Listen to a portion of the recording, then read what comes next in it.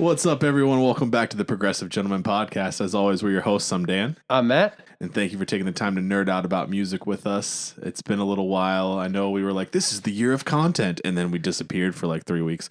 But good reasons. You know, Matt's still in school. Been a rough year. Rough semester, I should say.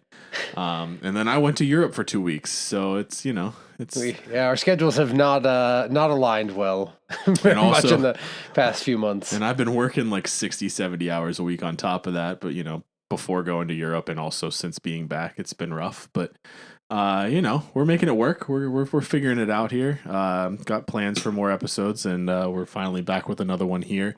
We tossed around, you know, what we wanted to do for this. And strangely enough, we just sort of on the fly came up with something right now, like where it was like, oh, we're going to do this, and completely pivoted. So a while ago, we did an episode called Decade of Jams, and we did the 2010s. And basically, we kind of structured it where it's like, let's come up with like, I don't even remember exactly what we did. It's been a while, but it was like 10 albums from the 2010s, or, you know, whatever, highlight certain albums from the 2010s. And we were like, we'll go back and we'll do other decades at some point. So when we were tossing around ideas here, we were like, well, what if we do the 2000s? And then we started going through records that were released in the 2000s, and holy shit, that might be like the best decade for music ever. Yeah, it was wild. Like, I mean, I knew there was we were eating good in that decade, but like diving back through and like writing down some like noteworthy ones, it's like the majority of the albums that like have kind of built the foundation of music that I listen to now. So yeah, and honestly, I mean, we might be biased. Those were kind of our formative years too, like just in general in life, but then also for music. Like that's kind of, I would say, for me personally, when I started to sort of develop my own music taste.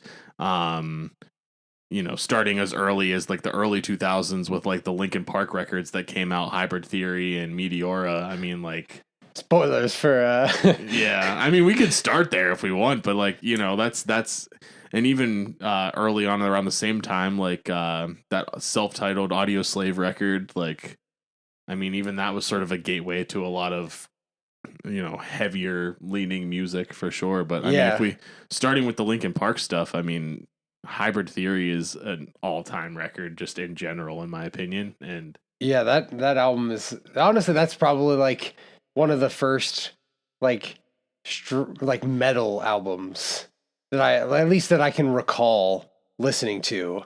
And it was like, you know, they were on the radio and stuff too. It was like, wasn't really like a thing, at least in our area.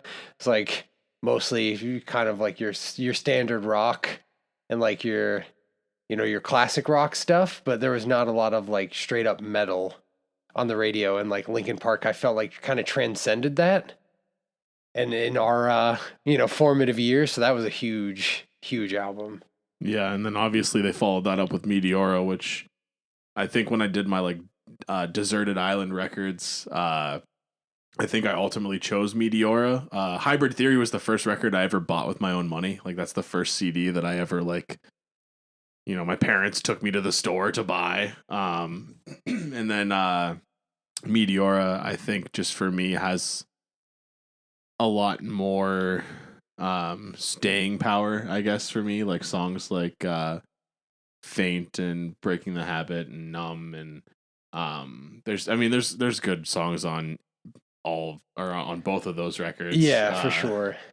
But I mean, that was kind of where metal began for me, so that's why I wanted to say basically, you know, if we're talking the 2000s, 2000 to 2009, you know, we graduated high school in 2009, so we're talking basically the whole way up through graduation music that we were listening to. Yeah. So it was really interesting to be like, oh, let's write down some records, and then all of a sudden we're like running out of room because it's just insane. And some of these bands too, as we're going through, we were like, wow, which band had the best, you know, early 2000s? Because there's some insane, and we'll start with one of the bands that we talk about literally all the time. And that way the people who are hearing this can just scroll who are sick of us talking about them. But like Coheed and Cambria released the big three in the early 2000s, Second Stage, In Keeping Secrets, and Good Apollo.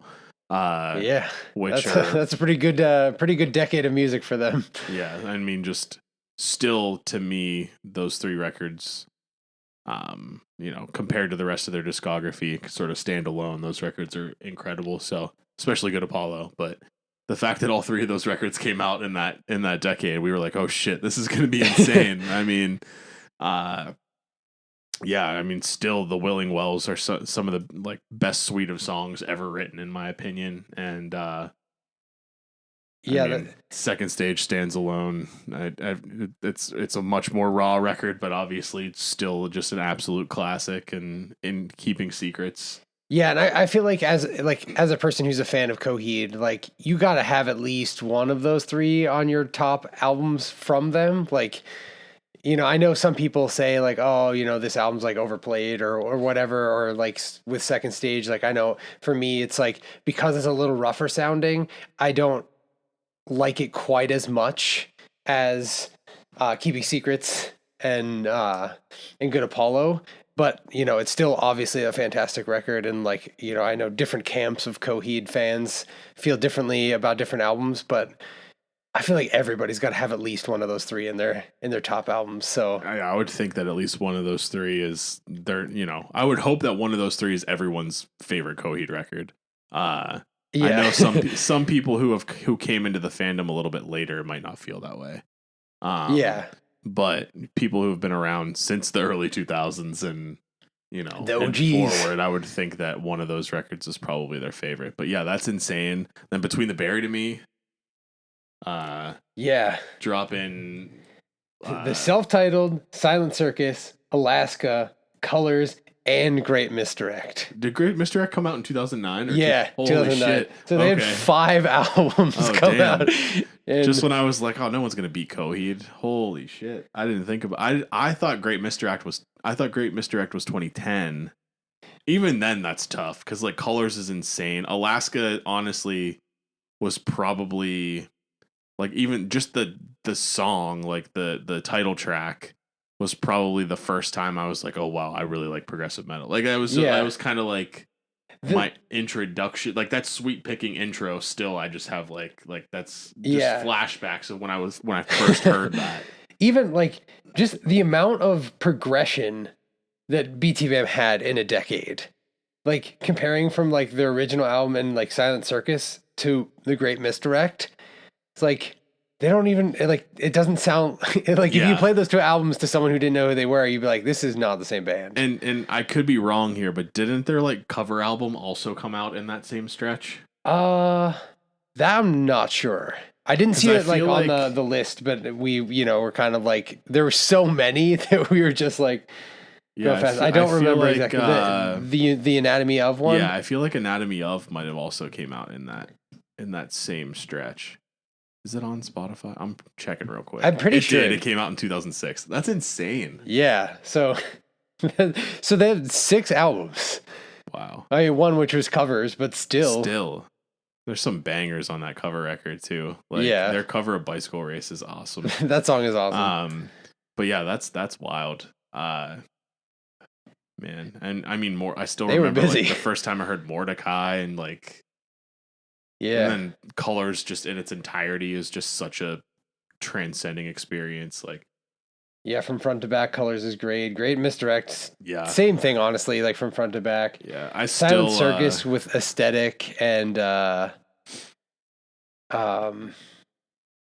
Need for Repetition. Yeah, Mordecai as well, but you already said Mordecai, so I wasn't going to say it again. I'm saying it again. Yeah, no, it's insane. That's wild. I don't think anything's going to beat that. Yeah, but yeah, I mean, another one of my favorites that I bring up often, Mastodon had Blood Mountain, Leviathan, and Crack the Sky, which Crack the Sky is my favorite, but Blood Mountain, Leviathan are really, really good albums too. Yeah, between Crack the Sky and Leviathan, those are probably my 2 favorite Mastodon records, and that's wild that they came out all. It's just crazy to think about. Like we were spoiled, I think. Like in our formative years, we were really thrown a lot of great music. And the cool thing too is as we were going through this, we were just like putting on a random song and just being transported back to like high school or like even earlier than high school in some scenarios. But I do feel like putting this list together was easier because like you had this like specific moment in time of like, what did I listen to in high school? Yeah. It was like having that exact, like you could kind of like mentally transport yourself back there. But like the 2010 one was a little harder because it was like, oh, I was in college and a little bit like after college and like, you know, different phases of life. Whereas it was like the 2000s was like, still some of my like all time records came out in that decade, but it's wild. Just like, not only quantity but quality in this decade. It's insane.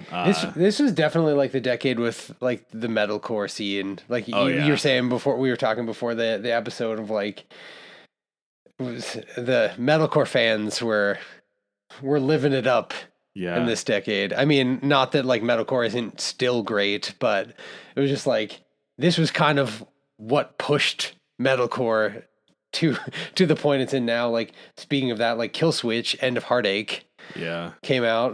That's, you know, did probably, As Daylight Dies come out too in that same? It didn't show up on some of the lists, but I wasn't like doing the deep dive through Spotify like you were. So I'm so bad with remembering specific years. As Daylight Dies came out in that same time frame, and then like the first Jesse record come out in that same time frame? I would think it probably had to have. You mean like when Jesse came like back? His original, like the first original one. Yeah, oh, okay. Like this, the Alive or Just Breathing. Yeah, 2002, and the original self-titled 2000. Yeah, so they had those 4 albums. So yeah, it's 4 albums, and like Alive or Just Breathing is cool, but those Howard records are just next level. I like Jesse. I like both iterations I think of Kill Switch. They're both good. I'm more of a Howard fan, but Jesse's good too. I love when they did that song together, like when he came back out. You know, and what song is that? Like the Signal Fire or something. Yeah, the Signal Fire. That's what it's called. That song's incredible, and it made me like really wish that somehow they would just bring him back and they would just be dual vocalists. Just, that would be pretty sweet if they did a dual vocalist. One of my favorite records of all time, switching away from Kill Switch, I guess, but because probably we could switch away from albums, talk about them for a minute, and still probably have a 2-hour episode. Darkest Hour with Deliver Us. That's one of my favorite records of all time. That was in my, I think it was in my Deserted Island records. If it wasn't, it should have been. Wait, and also Deliver Us, and then Undying Ruin. Undoing Ruin. Yeah. That is wild. But Deliver Us from front to back is still one of my favorite records of all time. I listen to that shit all the time. Tunguska, that song is so good. That song is good. And really everything on there. Demons, like that's probably the most played track off of that. And even the title track is killer. Just talking about Darkest Hour just teleports me back to high school. That concert with was Darkest Hour, Suicide Silence, August Burns Red, Unearth, and Unearth. Yeah, and they all had like that's when Messengers came out. Yeah, some of their best albums, which is another one. Yeah, so we've got ABR, we've got August Burns Red, we've got Messengers. You said, if we talk about August Burns Red, yeah. So Messengers came out, Thrill Seeker came out, and Constellations. I mean, Messengers and Constellations are still like two like goated records.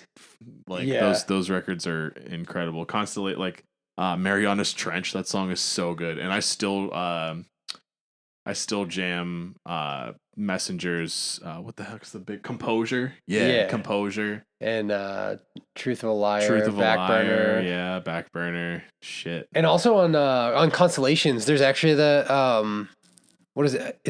Is it Indonesia that features Tommy Rogers? Tommy Rogers. Yeah. So they got that feature going too. Yeah. And then also like throwing it back to like the Thrill Seeker August Burns Red album with Barbarian and Speech Impediment. So yeah. I think they close like whenever they released Messengers, and they were headlining that show that we went to. That was August Burns Red was the headliner. They were touring for Messengers, and I think they closed with like Barbarian, or they closed from something from Thrill Seeker. I'm pretty sure. I can't remember the set list. I just opened remember with it's such Composure. That's all I remember. I just remember they opened with Composure and being like, "Oh shit!" Like, I just remember that show being just insane. Like that lineup is just like I was listening to all of those bands and like super pumped for all of them. And then so like you had the ABR stuff and I think Unearth played like Zombie Autopilot. Like that song was wild. And that their album, The Oncoming Storm, that was a huge one for me. Yeah. I think two of their other albums, The Great Dividers off that album, like the opening tracks, so good. And Endless. Yeah, the breakdown in Endless is so good. It's like it's so prime for actual like for shows. Just, you get into that breakdown and everyone just like loses. I still love that like. Going back to Zombie Autopilot, that like intro riff is still like killer. That's cool. Just speaking of that, I don't know why that made me think of that, but what about was that As Blood Runs Black? Record with, also Hester Prynne or whatever. Yeah, it might have been. Was that? I feel like that was. I love that this has just turned into like us talking about this shit and looking it up on the fly. Allegiance 2006. Yeah. I was gonna say I thought because I actually did. I still play Pouring Rain on the guitar like whenever I'm bored all the time. So that song's so good. In Dying Days, dude, off that record, so good. Yeah, that album was really good too. I totally forgot about that one. I forgot about it too. I saw As Blood Runs Black. So I don't remember if like anyone listening to this / you, since this just turned into us having a conversation. I don't That's all this is. Do you remember when they used to do those like mini festivals where it was like in Pittsburgh, for example, they would do it at like Altar Bar or something, and the show, the quote unquote festival show, whatever, would start at like 1, and there would be like 10 bands on the bill, and they would just like that's where I ended up seeing As Blood Runs Black. They headlined that, yeah, and it was me, Andrew Rush, Schmitty, wow, and I think Paul France was there. That's actually where I met my friend Sabrina. I think she listens to the podcast, so what's up, Sabrina, if you're listening. But yeah, that was the first and only time I saw As Blood Runs Black, and the crowd was so lame. Like, oh really? It was a long ass show, and I think Oceano was there, and that's a sweet lineup. I can't remember who all was on that bill. Thick as Blood, which was a hardcore band that I was real into at that point in time. Me and one other person in the crowd even knew who they were. Like I felt so bad for them. But Thick as Blood was on the bill. If you've never heard of Thick as Blood, go listen. I feel like we've talked about them before. I think we might have. Raising Hell is a hell of a song. If you like hardcore music, Thick as Blood, Raising Hell, really good song. But anyways, the crowd was real lame, and one of the vocalists from the other bands, I don't remember who it was, got on stage for one of the songs that they were playing, and like after the song, like over the mic was just like, guys, this is Blood Runs Black. Like, can we like move around or something? Because like everyone was just, there was no pit, there was nobody like at the front of the stage. It was the lamest thing. Wow, that's so lame. I don't know how you can't have a pit for As Blood Runs Black. Yeah, so at one point, like after he said that, there was a pit, and the bouncer almost like kicked Schmitty out because he like launched a kid across. That whole experience was funny, but that's funny. As Blood Runs Black, that's a good pull. I honestly forgot, even though I played Pouring Rain on my guitar like all the time. I honestly forgot about that record. It was just going back to like talking about the high school days, and I remember we had to read The Scarlet Letter, and then we had to make a soundtrack to it, and I put Hester Prynne on there as my soundtrack and like wrote about it and was like, well, it fits. I think I remember having to do that too. And who was your teacher? Miss Elliott. Yeah, and she like knew the song. Yeah, shout out Miss Elliott. Yeah, I had All Shall Perish. I put Wage Slaves on there, which I think also that album came out in the 2000s. Oh shit! Too. Yep. So All Shall Perish. What is that record? I literally just had that up. We were talking about it before the show, and Yeah, because I was listening because that was one of the songs I randomly put on. Was like, oh, Wage Slaves, Price of Existence. I started to write it on my paper, but then I was jamming out too much to it. Because Wage Slaves, No Business to Be Out on a Dead Planet, Into Better Living Through Catastrophe, so good. But they also dropped Awaken the Dreamers, like Black Gold Rain is on that record. That what's the other big one on that record? But regardless, that record's really good too. Yeah. That I don't think I listened to that one quite as much. That was kind of like where I like sort of phased out of them a little bit. Yeah. Like I still liked them, but that was kind of like I didn't listen to them quite as much there. But Price of Existence is an all-time. Like, what would you? Are they deathcore or metalcore, or what would they be considered? Yeah, I probably put them in the deathcore category, but I'm not sure if that's like how they classify themselves. Whatever box they want to be put in, that album back then was like. I feel like because they were touring with like Job for a Cowboy and stuff. I feel like like deathcore was probably kind of the like death metal deathcore. I saw them at a small bar with who the hell were they with? Annotations of an Autopsy. Yeah, and with Animosity. Were you at that show too? Yeah, the singer from Animosity hang from the rafters. Before. Yeah, it was like doing shit. And they had a kid come up on stage to sing like Wage Slaves, I think it was, or was one of the All Shop Wage Slaves. And he was like, had to have been like 5. Yeah, he was young as shit. And then they were like, come talk to him after the show if you want him in your band or something like that. I remember taking a picture with him or of him creepily. I don't remember which way that went. But that show was sick. That was cool. That was at Strummer's, I think. Yeah, in like the Strip. In the Strip, which is like now built all up again and stuff. Yeah, now it's probably like a brewery or a restaurant or a coffee shop or something.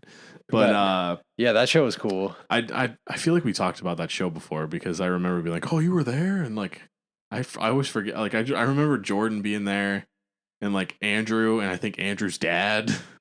Yeah, because I do remember sitting like in the back and like talking to the guys from Annotation of an Autopsy. Yeah, while they were drinking Jaeger. Yeah. Yeah, I remember that too. I feel like because we talked about this because I don't know if you remember, I was like, I found an old phone of mine like not that long ago, and I was like, oh, I wonder if there's like anything on this phone, and I plugged it in, and there were photos from that show on my phone, so I actually have photos of that show somewhere.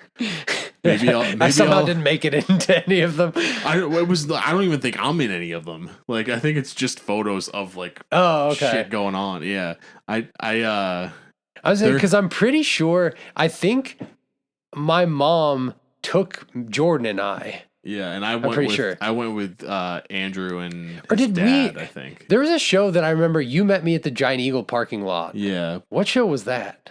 Was that the August Burns Red one?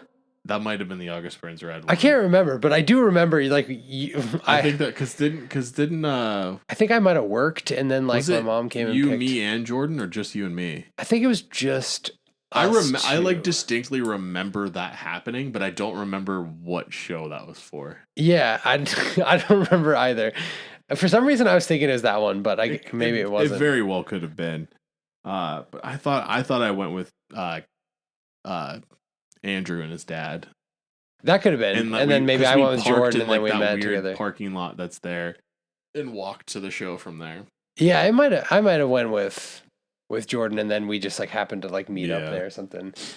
But yeah, and then with the August Burns Red show talking about Suicide Silence, they had The Cleansing and No Time to Bleed come out as well. R.I.P. Mitch Luker. Yeah. So then and some more deathcore. We got. I'd throw Veil of Maya's Common Man's Collapse into the mix. Oh, there you go. You got some deathcore, but also like progressive. Yeah, I mean, I feel like they weren't really like. I mean, I guess they definitely have changed their sound a lot. Because they've changed a whole lot. Because from It's Not Safe to Swim Today to like that like Mother record or whatever the hell they just released. I mean, that makes it sound like I didn't like it. I didn't like it as much as maybe some of their previous records. But Yeah, yeah, that's fair. it's still very different from their early Yeah, different. 2000s Like, I mean, sound. obviously, like they've grown as a band, so like they've grown in production value, you know, and like the amount of production that went into their records and stuff, and technology has changed too. But not only that, but also like the genre now, like they're pretty. I'd say pretty solidly in like the progressive metalcore camp Yeah. now, where like They're I really mean, embracing that North Lane style, like synth wave, yeah. like But like, progressive metal so stuff. if someone just listened to like their newest Veil of My album and then went back and listened to It's Not Safe to Swim Today, they'd be like, what is this? That's true. It's like, It is very different. It's like an entirely different genre. But I mean, to me, they're both cool. I like, it's cool following their album, like their discography. Yeah. And then I guess since we're kind of getting into the progressive bands, I mean, we already hit some of them, but we've also we got Opeth, Blackwater Park. Yeah, that is an all-time record. Opeth are just like next level. And speaking of bands that don't sound the way they used to sound, man, they completely got rid of all of the harsh vocals.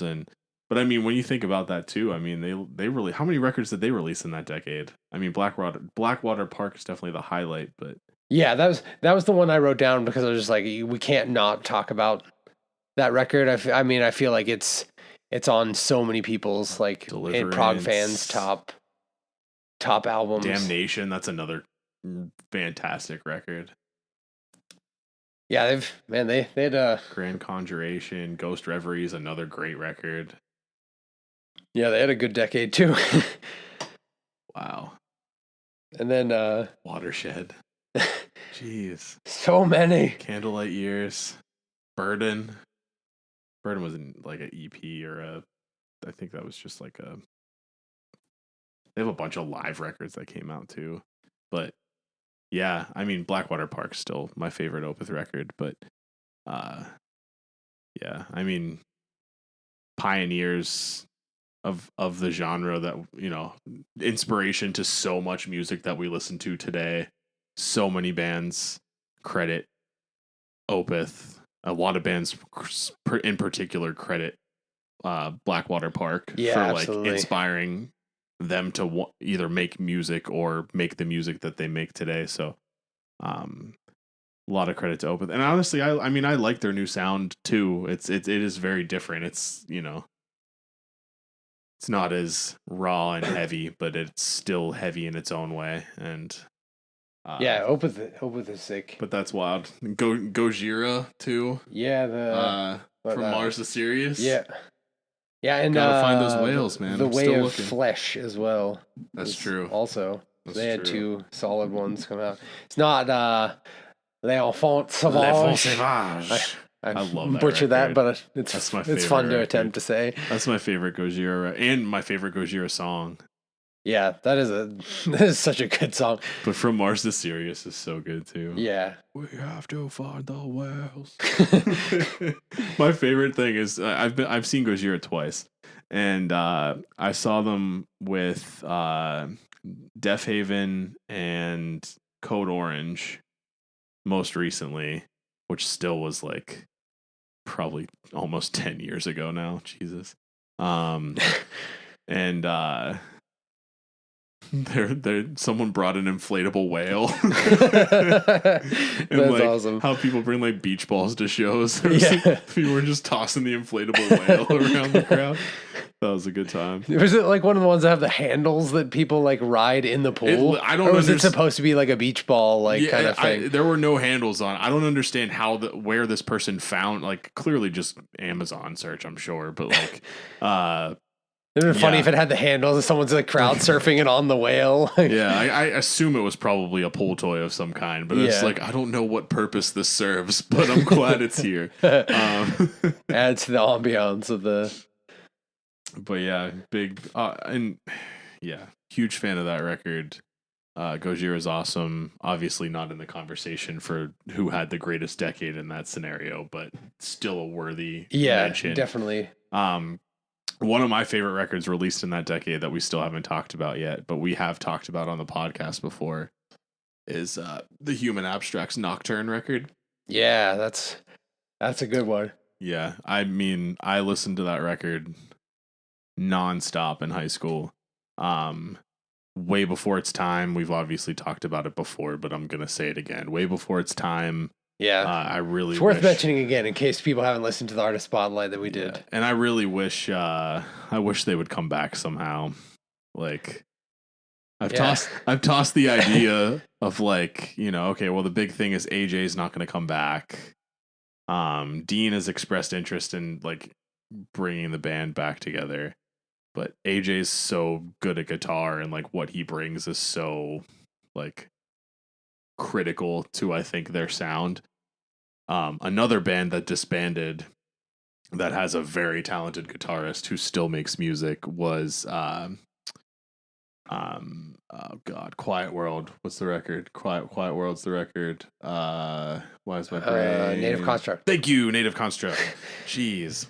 Put me on the spot like that. Well, my brain was going blank. You just threw words at me. I was like, oh god. I knew we'd get there. Poe Hawk played guitar for Native Construct. Yeah, and he's still doing his... He does, like, a solo project, and I was like, all right, well, bring Poe Hawk in and just reform Human Abstract. That'd be sick. I feel like that would make sense. Yeah, that'd be cool. And I feel like he would be a good fit. He's just as talented. All right, we need a paid tier for the podcast, and we're just going to put all the money towards getting them to form a new band. Everybody just at Poe Hawk and at, I don't even know what Dean's at is anymore. I'm pretty sure I follow him on my personal page. We just need to just make it happen. Just somehow set up like a meet cute and just get this going. Just try to spark something. Get it rolling. I feel like that would work. And it's like, that's another band that I wish would come back, would be Native Construct, but that's not happening.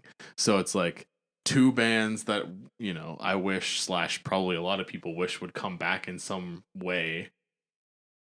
You know, take the pieces, put them together, and bring one back, like Native Abstract or some shit. Like, I like the Human Construct.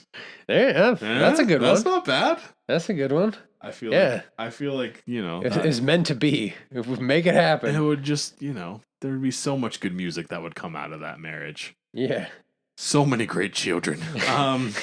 Musical children. But yeah, that record, I mean, so good. Polaris, Vila, Together We Await the Storm, Harbinger. Yeah. Like, that record is so good. I looked at my list. So I went through an Monomarth kick for a while. Still to this day, one of my favorite shows I've ever been to was an evening with a Monomarth. Oh yeah, I remember you were telling me about this. I think I've probably told this story on the podcast before too, but that Twilight of the Thunder God record came out in this decade, so it's definitely worth putting on this list. Oh yeah, for sure. And I still like remember "Hello Pittsburgh," just like, the booming Viking voice. That was the first time I'd ever seen a row pit. Like, I feel like that was a row pit before row pits were a thing. Dudes, just grown ass men carrying around plastic Thor hammers. It was just 3 hours of just Viking metal, and that's pretty sweet. It was a great time. No, that would have been fun show to go to. I mean, I know they still tour and making music and stuff. And I would definitely go see them again. Yeah, maybe next time they come. We'll have to keep out on this way. I finally got that record on vinyl too. I'm so pumped. Nice. That's a solid record. Yeah. Another one, Meshuggah.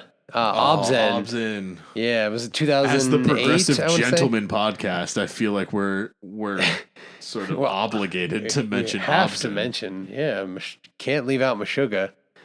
Oh man, bleed. I love all the memes, like all the stuff that gets created with that. Just like the guy on the motorcycle, and then it just like, oh yeah, there's just all kinds of stuff with that. That album is so good. And then Yeah. Have you seen the videos on TikTok where it's like such and such is just girl pop or something like that, and it's like a metal song, and then like these girls do like a TikTok dance to it, and it's like it's just girl pop. There was one where they did it to Bleed, and I was like, Really? that's actually hilarious. That's funny. I do love whenever they like people do like movie or like clip like TikTok mashups and they put like metal, and it's generally Meshuggah that I see that it's like people going ballistic or something, and it's always like dubbed with Meshuggah, and it almost always works. It's hilarious seeing those videos. I love those. Oh, We also keeping in the vein of the specifically progressive metal, the Dillinger Escape Plan put out Ironworks is another one. solid record. It was not the one of the ones that I listened to like the most of theirs, but definitely still a solid one that is worth mentioning. That's one band for me that I feel like I neglected. Like, I don't know why. I'm trying to remember which record was. Ironworks might have even been the one that like was my introduction to them. I'm trying to remember. I'll know if when I see the cover. No. Oh, it was Miss Machine that was my introduction. They were one of the bands that I feel like I listened to through other people, so like I didn't really know what albums things came from. Yeah. And I never saw them live or anything. Like, back then, so much pirated from yeah, LimeWire. So. And usually we were just snagging individual songs. It wasn't. I mean, it did get to a point where Are we past the statute of limitations that we can hopefully admit? It's probably fine. It did get to a point where I was downloading entire discographies. Yeah, like, that was It's like this download will take 1.2 days. Once I figured out that was a thing you could do, I went from searching specific songs that people would tell me were cool to like searching that band discography. So I'd be like, you know, oh, this Dillinger song is cool. I'd be like, Dillinger Escape Plan discography, and like on the like the Pirate Bay or like LimeWire or something, you could always find a download of their discography. It's like, well, if I'm gonna have to search and download anyways, might as well get them all. Yeah, the amount of viruses on my family computers throughout my childhood, and just all the laptops that I had like growing up. Like, man, thank you for your service. I remember too, like even when I got to college. I used to go to the library because they had a high speed connection, and I used to like go up on the like third floor and just pirate music just all day. It's like, oh, Dan's really up there studying hard. It's like, nope, Dan's filling a hard drive with pirated music. In a public library. I remember like, well, the reason why I did it at the library, I'm not incriminating myself at this point. It's fine. I'm not telling you what I downloaded. You know, I guess I am kind of.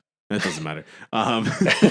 So there was a girl in my major who was also pirating music, but she was doing it in her dorm, and they were able to like track it that she was, you know, that she was downloading music, and they sent her like a cease and desist, and like like said that because whenever you go there, you had to sign like a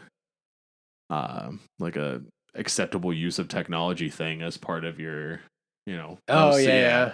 And so she like got warned, like she was put on like probation or something, where it's like, if we catch you again, like you're out. No. So I was like, well, I don't want that to be me. So instead of stopping, instead of stopping, we'll take it to the library. I remember like my roommates used to give me a list. I'm going to the library. Anybody need anything? Like I downloaded so much stuff for Andrew Rush, and like my one roommate Andrew was a big black metal fan. I don't know if I've talked about that before on the pod. I probably have. I know I've told you those stories. Yeah, but I don't know if I've talked about it on the podcast. So I discovered a lot of really crazy music through him. I still remember going to a black metal show with him, and it was the band Watain, which I've also seen.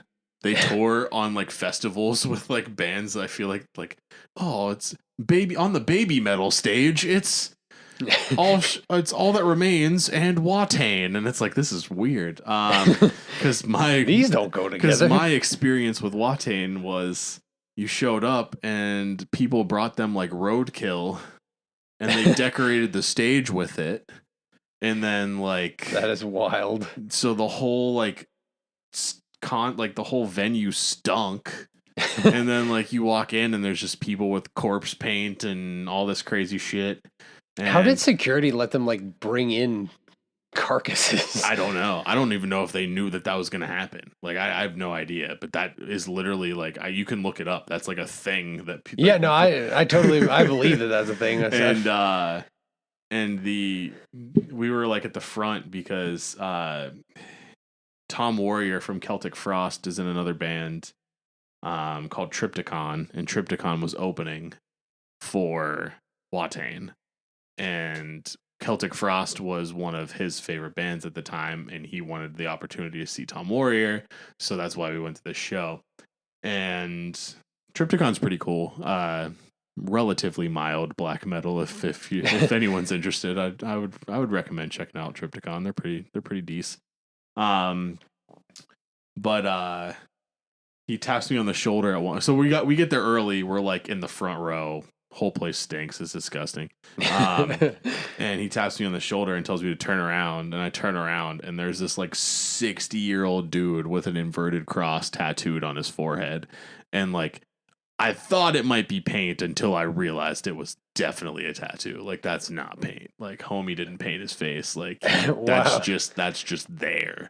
Like his Charles Manson looking ass just staring right into my soul. And I was like, oh God, this is the worst. I was like, can we go in the back? Like, can we go home? Can we go home? Like, we're in danger. Yeah, at that point, like, I'm not listening to that type of shit. Like, no, I mean, how parents and people who don't listen to metal just assume all of it's satanic or whatever, and I don't give a shit. Not all of it is, but some of it definitely is. Some of it definitely is, and that guy embodies that. So that was terrifying. So I assume he will never die, and he's probably still wandering the streets of Pittsburgh somewhere. So if you ever see him, it's hard to miss the inverted cross tattooed in the middle. Don't look him in the eye and just keep walking, and it'll be fine. The eye? Are you implying he only had one? Or I didn't honestly didn't get a good look at the eyes or lack thereof eyes. I just saw that just adds to the horror building. He had an eye patch and a peg leg. Oh God. Oh wow. In a completely different direction, there was a Christian metalcore band, which like I never really like associated metal with anything other than just music. It's just until I saw that fucking guy, but in general, like I listen. There are people who listen to music for lyrics, and then there are people who listen to music for like the instrumentation. And I feel like I lean towards instrumentation more than lyricism. So I didn't know that Messengers, even by August Burns Red, was considered kind of like a Christian metalcore album. Yeah. And so like a band in that same vein was Destroy the Runner. Yeah, they were so good. They were a solid state band, weren't they? Yeah. And they had a record called Saints. Again, there's like a lot of undertones as that would indicate that they're likely a Christian band. Yeah. But like people use that, Yeah, it's that's not like abnormal. But regardless, I didn't listen to them because they were Christian metalcore. I just liked the damn music.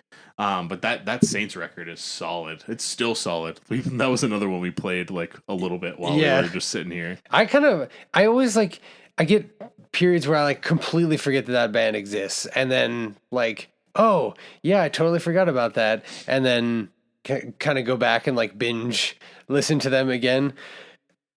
There's going to be a lot of that after this. Like after this episode, going to, like I'm going to be on an early 2000s like metalcore, deathcore kick for a while. A High School Music, not High School Musical. Hey, I might throw it on just to mix it up. I don't know. In the middle of On Earth and have Troy and Gabriella or whatever their names sing to me for a little bit. In between, I'm not sure. That was never my cup of tea. In between Somatic Defilement and that's another band we didn't even talk about yet. Yeah, Whitechapel. Complete different direction from Destroy the Runner, but Whitechapel, This Is Exile and Somatic Defilement. Yeah. Those were big. I remember seeing them a couple times. I saw them at I saw them at a what the hell festival was that? Is it like Rockstar? Yeah. Yeah, it might have been Rockstar. Um, Say where they just like hand out free energy oh drinks all yeah, day it and they was heat Rockstar, it. dude. Oh my god, I never thought I was like that was the first time I ever thought I was gonna die. The first time. The first, oh, there's been many since, but that was the first time. Cause like, yeah, you go to you go to the Rockstar Energy Festival, and a bottle of water is like $8 until like a 15-year-old, 16-year-old, however the fuck old we were at that point. Like, that's a lot of money. Or you go to the Rockstar tent and they just give you however many Rockstar energy drinks you want. So it's like, I'm thirsty. Do I pay $8 for a water?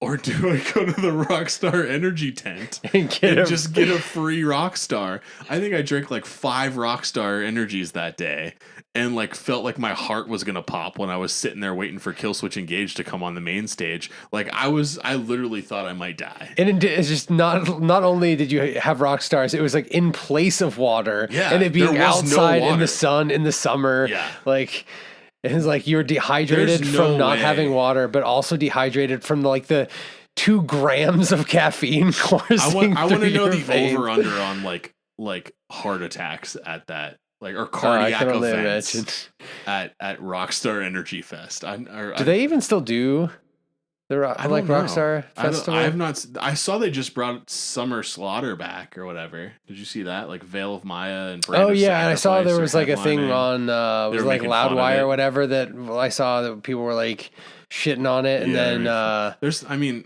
I think the people like responded back to them or something. I didn't actually like read the full article of it. I just saw something and I was like, people complaining on the internet. What else is new? Yeah, I didn't get a good look at the list. I just saw that like Veil of Maya and Brand of Sacrifice are headlining. And I saw that sounds cool to me. But I saw that Veil of Maya is not coming to Pittsburgh. Oh, really? So it's that's weird. Headline, but don't show up to. Yeah, so it's like there are different. It's like one of the ones that has like little weird symbols. Yeah, it's like if there's 1 asterisk, that means Veil of Maya is not coming. If there's 3 asterisks, that means Veil of Maya and Brand of Sacrifice aren't coming. If there's a little squiggly line, it means like it's like an emoji. Yeah, it was. So yeah, Veil of Maya is not coming to Pittsburgh, but and I think one of the other bands. It'd be cool to go. I haven't done like one of those like a festivals in a while. Yeah, I've been thinking about that too. I mean, we don't like you look at the festivals they get in Europe, and it's just like we don't get Arctangent or Radar. Like Prague Power is such a joke, to be honest. Like the one that's in Atlanta, like the only sort of like prog metal festival that we ever get. Like I honestly I don't think I've ever actually seen the lineup. Like I think Earthside has played it before. I know Caligula's Horse, that was their first ever show in the US. They played it once, but like it's never, you look at those bills and it's like Tesseract and Between the Buried and Me and Leprous and Pliny and like just Devin Townsend, massive progressive metal acts. And then you look at anything like that over here and it's like, it's Five Finger Death Punch and baby metal and poppy. And it's just like, why? Yeah, it would be sweet if they could like someone put together an Arctangent in the US. We should do it somehow. Yeah, I don't know how that works. I don't know how that works, and I don't know how much money. Anyone listening want to help sponsor, and we'll like orchestrate. Did you see that random Pittsburgh Prague Fest? That would be cool. Did you see that random ass like festival that just randomly popped up in Pittsburgh? Did you start getting advertised that? It's like a 3-day festival. It had major Firefest vibes to me. Like it was like they're like, there's VIPs, and if you sign up for this tier, you get this, and if you sign up for this tier, you get this, and they're gonna go fast, and you better buy them quick. And like I signed up for it because I was like, I'm just curious. And they're like, you get your code and you get in line, and they're gonna go fast. I logged in like 4 days later. Everything was still available. I was like, this is Firefest vibes. I'm nervous, but the Killers are headlining. Oh. That's cool. Hot Fuss, another great record in the early 2000s. It's not metal or anything, but that record's real good. Still good though. I feel like they play Killers at metal shows all the time. I love when it's like in between like Rivers of Nile and between the Buried and Me, they're playing Mr. Brightside over the speakers and everyone's just singing it and like bouncing around in the crowd. You can't deny the Killers and Mr. Brightside is such a jam. Yeah. I still remember like before the Contortionist came on for one of the shows, they played like Whitney Houston and everyone was like singing Whitney Houston. It was, I feel like especially when it comes to prog, like people usually just like music in general, and it's not like specific to a genre. That's one of the main reasons why I feel like we can talk about like other genres, because we are the Progressive Gentlemen podcast, but we talk about like all genres of metal and rock, and honestly we even branch out into other genres too, and I think that's what like with prog, like it brings elements from other genres, so it's like if they didn't exist then prog wouldn't be what it is. So it's like I think we got to appreciate the other genres. And that Tortured Poets Department or whatever, that was a great record. I haven't listened to it yet. I'm just kidding. I haven't listened to it yet. My wife's been listening to it though, so I've heard like stuff from afar, like down the hallway while I'm working on class stuff. Yeah, I've spent a lot of money on that record to have not listened to it, or I still haven't listened to it in its entirety. I've tried to listen to it a little bit, but it's not really my like. My preferred genre, so it's hard for. I listen to it because my wife likes it, and she's like, I want your opinion. You like music? Listen to it. Like, tell me what you think. So I try to do that. I was gonna say I'll be fair. Like she has some good songs. I'm not gonna I'm not gonna knock it. Especially since she's gotten more. I love that we're talking about Taylor Swift right now. Especially since she's gotten a lot more kind of dark. A little like darker tones, like folklore forward. I feel like she's gotten a lot more like that Billie Eilish, Phoebe Bridgers, Boy Genius style of pop. Yeah, it's kind of like a more like gritty, dark subject matter and stuff, more dark tone to it. On that note, let's not talk about Taylor Swift anymore before we lose fan. We do. We also can't fail to mention Tool, Lateralis. Oh, Lateralis, yeah, that's another band that I really, and I know it's been requested, and I want to do it. Like the artist spotlight for Tool, and just like deep dive. Actually do a deep dive, because that's a band that I really need to explore their discography. Yeah, I've definitely I've listened to them a lot, but I feel like as a prog fan, it's definitely one of the ones like I should have more knowledge of the band than I do. Yeah, honestly, like there are a few Dream Theater records that are like I've spent a lot of time with, because Dream Theater is incredible, but like their entire their discography is massive. If like there are records that I may have never listened to.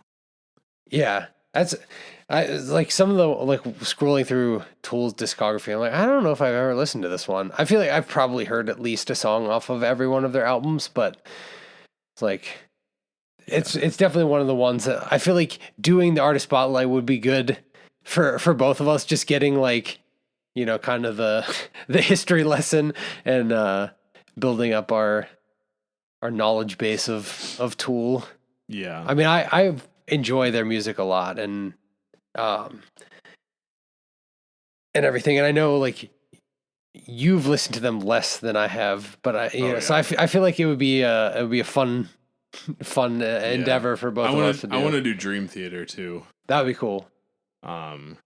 Yeah, there's a lot. Like I'm scrolling through, and there's like Images and Words is a record I've listened to a good bit, and Awake, and then there's A Change of Seasons. Like some of those like early 90s records, for some reason, like I've spent a good amount of time with, and then man, some of these I'm just like And Yeah, that would be another good one to do. They just have so many. We have to try to not forget. I feel a lot of these are like live records too. So like I would probably skip out on the live records. But like Octavarium, that's a record that I've listened to a lot too. You didn't mention any their albums. That's true. I mean, yeah. So for the 2000s. Yeah. So too. Octavarium is like that's probably the Dream Theater record I've listened to the most.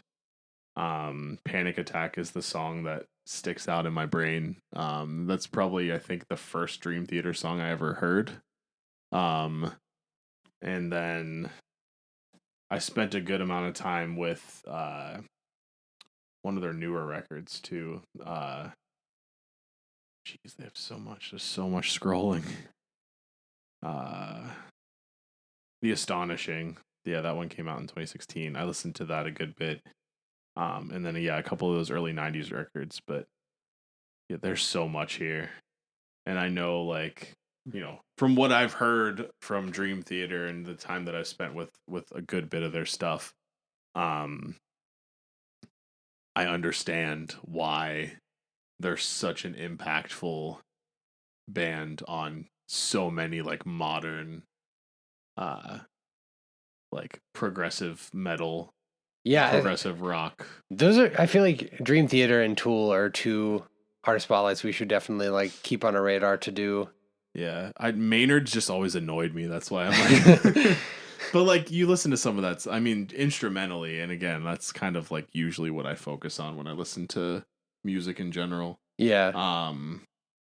Yeah, I mean, instrumentally, everything I've heard is pretty sweet. So, just Maynard, I don't know. I don't know. Anytime.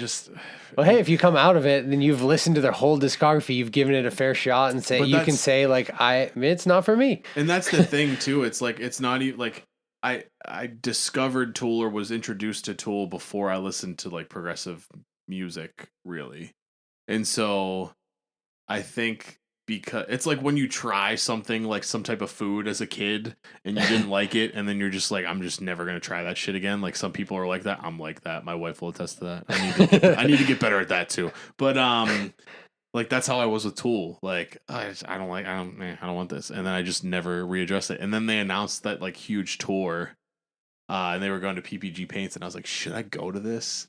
Like because at that point I was listening to progressive music. And I was like, I never gave him a fair shake, but everyone's hyping this shit up. And then I listened to a couple songs. I was like, I mean, it's actually pretty good. But then that's where it stopped because I wasn't going to spend how much money they wanted for tickets to go. Yeah. I remember my coworker went to their for their most recent album when they put it out. They toured, and he went, and he was like not into prog. Like he wasn't really like a metalhead either. He just like ended up getting tickets. He was like, I'm going to Tool. And I was like, oh man, that's so cool. Like, I'd love to go. And it's like, oh, so you're into prog. And he's like, prog? And like, didn't know. And I was like, well, that's the thing too. Like man.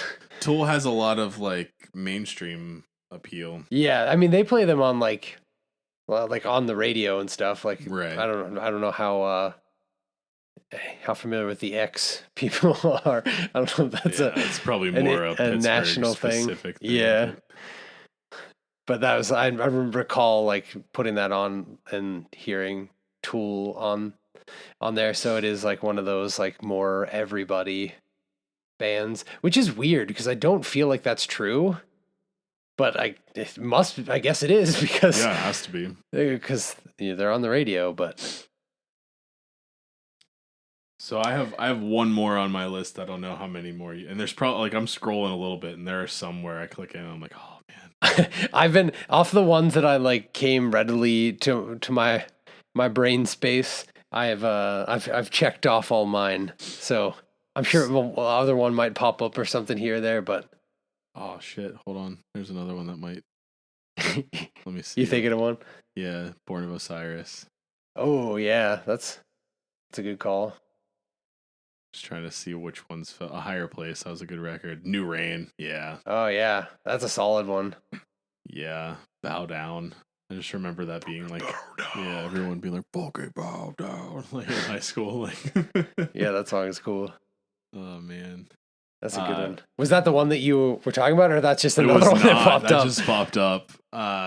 We're really running stream of consciousness right now. Man, I'm just That's where both being our brains are at right transported. now. Yeah, a band that I discovered too, like when I guess I would have discovered them probably after high school, probably like 2010, but they released a record in 2009 called Tall Poppy Syndrome, and that's Leprous. And I remember like being very intrigued by their sound because finding out that they were like a backing band for like some type of like black metal act too, which I think that was like a thing, but then they were making their own music. And then they came out with like Cole, which is like a really good record, but that wasn't in that same time frame. And then the song with The Price, that album's not actually called The Price, is it? I don't think it is. I'm bad with album names. Same. But yeah, so that like first Leprous record too was kind of like my introduction to them, and then I like The Congregation. I like rediscovered them whenever The Congregation came out, and but it was at least worth mentioning because that was like sort of the start of a band that is now like one of my favorite acts. I'm real excited for their new record, especially with how they're teasing it and saying, "Oh, it's going to be real different from the last couple records we released, and it's heavier." And I was like, "Oh, please. I am sold."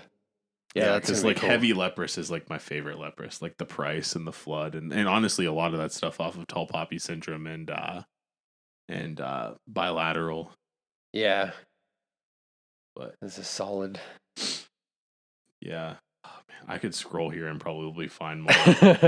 Like, there's just I mean, is there a better decade? I mean, I guess it depends when you grew up, right? It's probably like whatever your high school, your decade that you were in high school is probably your favorite decade of music as well. I mean, I've been on an 80s kick for a while. I love 80s music, but honestly, I guess this is more nostalgic to me than 80s music since I wasn't alive in the 80s. But, nostalgia of the before times. The before time. In my past life, I really loved 80s music. And, man, I don't know.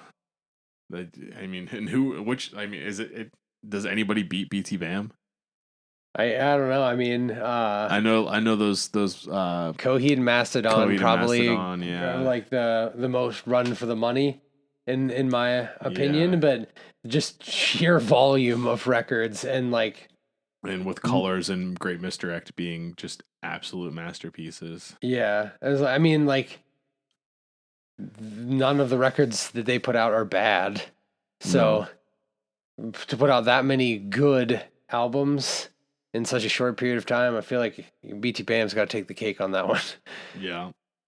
This was fun. I liked this. This was fun. Shit. I mean, when we're just and we've just been talking metal too, but like, well, for the most part, we also threw some T-Swizz in there, but like for the most part, we've mostly been talking metal.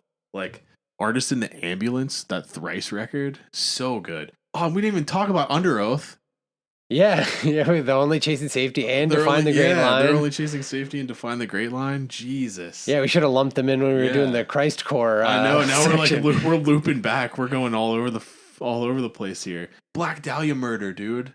Oh man, yeah, we miss and what about the Job for a Cowboy? Job for a Cowboy, but which Black Dahlia records? Miasma and there's got to be another one. Ritual came out after that, but is Ritual the one with I Will Return, or that's Defloret? That's Defloret, and that definitely came out in that time. Yeah, Defloret, Necropolis, and I Will Return. That album is so Nocturnal, dude. What a horrible night to have a curse. Yeah, bro, Miasma is so good. Unhallowed, Jesus. I remember I forget which song it was actually, but there was a Black Dahlia song on the first Saints Row game.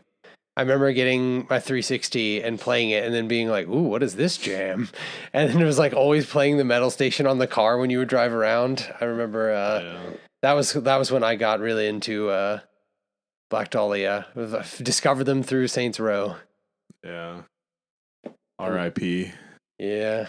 But Ritual, I mean, that came out in 2011, but honestly, that's one of their best records in my opinion. Like Moonlight Equilibrium and Conspiring with the Damned, and I mean that record.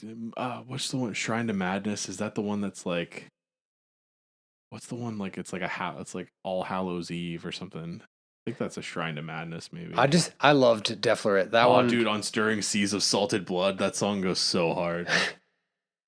Deflorate, I think, is arguably their best record, but I think just I Will Return is just such that's just the guitar riffs in that song. Good.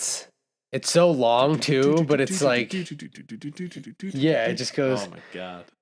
I I'm gonna their go music on so Black good. Dahlia kick now. Brandon has this on vinyl. Oh really? Yeah, he's nice. a bastard.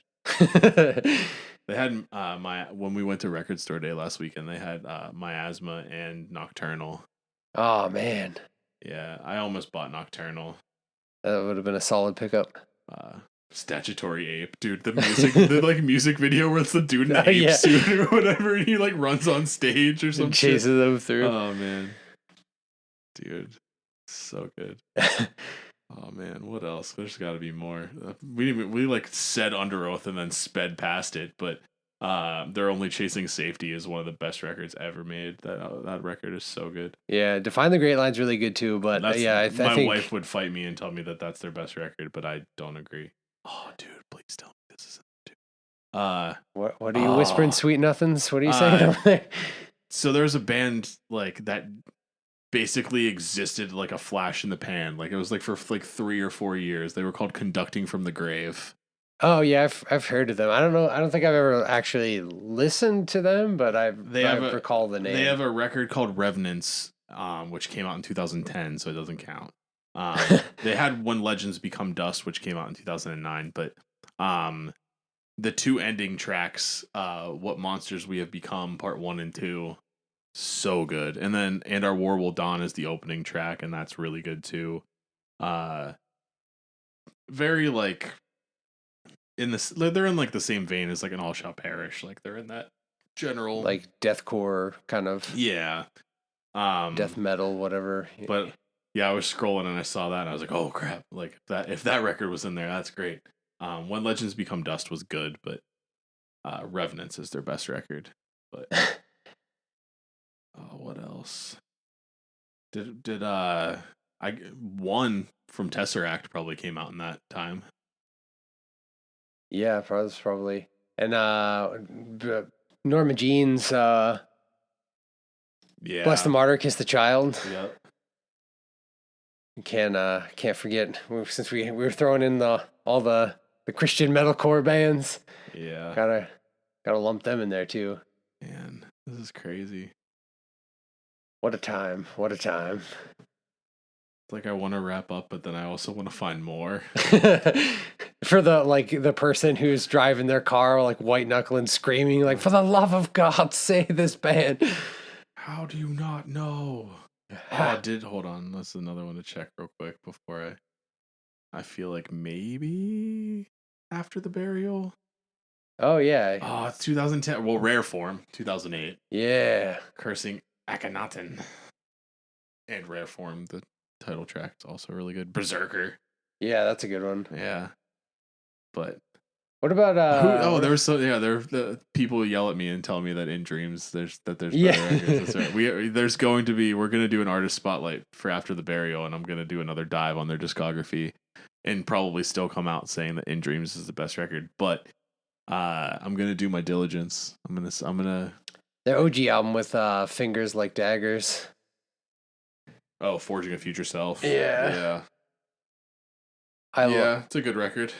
It's definitely like rougher. Honestly like everything up to In Dreams for me, and then Wolves Within was okay, and then I couldn't get into Dig Deep, and then I also didn't like Evergreen, but I didn't spend probably as much time as I could have, and I haven't listened to it in a long time. So. Yeah. Gotta give it a fair shot. We'll do do an artist spotlight for them too. It's worth digging into it, so I'm gonna do that. Man, I could probably find more, but I think I should stop. Yeah, wow. Yeah, It's definitely better than the 2010s. Like 2010 to 2020, like 2000 to 2010s definitely, or 2000 to 2009.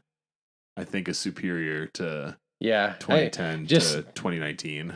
Just as far as like my formative years, I gotta say, I mean, Crack the Sky is still like in, pretty much all of the BT Bam ones on there, like are still like some of my favorite albums of all time. So it's not even just like good for that decade. It's like I still listen to these albums a lot. So and like there was also, I mean, I don't think everybody in the metal community took a dive into like bands like From First to Last, but like My Teen Angst also came out in that time frame. yeah. Which like Ride the Wings of Pestilence or whatever, that song was like crazy good. And then Spencer from Periphery, he joined From First to Last Oh yeah, that's for right. that like Dead Trees or whatever the hell, something Trees album that they released, and he re-recorded Ride the Wings of Pestilence, and that shit was good. Yeah, that one was good. Also, we didn't mention Devil Wears Prada. Devil Wears Prada. I see. I like. I know that wasn't like really your cup of tea. For me, it wasn't. Yeah, that wasn't big for me. But yeah, definitely that was in that same time frame. Man. All right, I think we should stop. We'll just keep going forever. Yeah, I mean, it's just proof like that. And again, it's our formative years, so it makes sense. Like I could probably go walk over to that my vinyl stacks over there, and just start going through it and be like, "Here's another one." I found it. But yeah, I think it's better that we just wrap up here. This was a lot of fun. I had a good time because this was definitely better than what we were originally planning. Or this definitely went better than probably what we were originally planning would have went. Because we've just been really far removed from. Honestly, there's so many new records out right now that I still need to catch up on. Yeah. Like, I mean, like Idola dropped a record I need to check out. I still haven't really listened to the new Job for a Cowboy record. I've spent a little bit of time with the new Era record. Pineapple Thief dropped a record. I've spent enough time with Caligula's Horse and Darkest Hour, but still could probably spend more time there. And yeah, Night Verses. That album's really good. I listened to that a little bit on the plane to Europe. Yeah, after actually you told me that it had dropped, and I listened to it quite a bit actually after you told me. Like the first listen through, I was like, "Ooh, damn, this is good." Yeah, and kept playing it. But like, I could still spend more time with that probably. Like, yeah, it's just. Yeah, been a lot of go, and that's what sucks too. Is usually when like my working hours are nuts, I can at least listen to music while I'm working. But almost all of my work has been like on a call. Yeah, like 6.5 hour working calls every day. Yeah, and then it's like you can't listen to it, but then it's also like if you're doing something that like requires a lot of focus, it's like you want to you could play the music, but you're not actually listening to it. Right. Exactly. And so like if it's a new album, you want to be able to like sit and focus and soak it in and stuff. Exactly. So, but I mean, we're back. We're going to hopefully pump some more episodes out. I know we have some ideas for some solo episodes we want to also get out. So just to keep the stream of content coming. And this is actually the first time we've recorded an like I'm actually looking at Matt right now for the first time while doing a podcast for, it's probably been like 6 months. Yeah, it's been a long time. Definitely the first time in 2024. So yeah, it was good to kind of get to do this again. And just a quick update on the gaming thing too. Like I know we announced that and we, haven't done anything with it yet, but it's definitely still in the works. We finally got the Twitch channel set up. Yeah, I was gonna say it's up and we're like working on some of like the asset stuff for like the overlay and everything, but we should have it probably up and running in the next 2 weeks ish. Yeah, so we're hopeful that'll be up here soon, and yeah, we're still working on that, so that's not completely gone. So yeah, we've just been spread thin lately, so we're trying to. Yeah, as you can tell too with like the Instagram content, it's been all jams of the week and nothing really else because we haven't really done anything else. But we'll pick up on that soon too. Hopefully get some more reels and stuff out there, and we got some concerts coming up that we'll get some content there as well. Yeah, absolutely. Maybe I'll dig up that new phone or that old phone. I said new phone. Dig up that old phone from that concert we talked about, that All Shall Perish show. Throwback post. Yeah, I mean they'll probably look like they were like taken on a potato, but I mean maybe I'll throw them up there and be like, as discussed on the episode. Yeah. Supporting images. But yeah, this was a lot of fun. Yeah, and anyone listening, feel free on our Instagram post for the episode thumbnail, drop albums that we for sure didn't include that you were screaming the whole time you're listening to the episode. Yeah, because we definitely, I'm sure, missed a bunch. So. Oh yeah, I mean, yeah, it's tough. I mean, there's just so much clearly in that decade. I mean, it's 10 years of music, so yeah. But yeah, I feel like we touched on probably like 100 albums there. So let us know what we missed. Let us know what your favorites were. Let us know what decade was better. I'm curious if you think what's better, you know, early 2000s metalcore versus metalcore today, you know.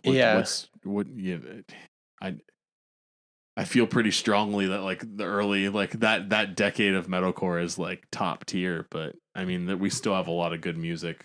And you know, I feel like obviously like anything else, it's progressed to something sort of new and fresh. And I'm curious what people's take is, you know, what's better. Yeah. Let us know. Yeah, definitely let us know. As always, like, follow, subscribe. It helps us out and keeps us going. Yeah, rate the podcast as well. The stars. We like stars, as many stars as you can give.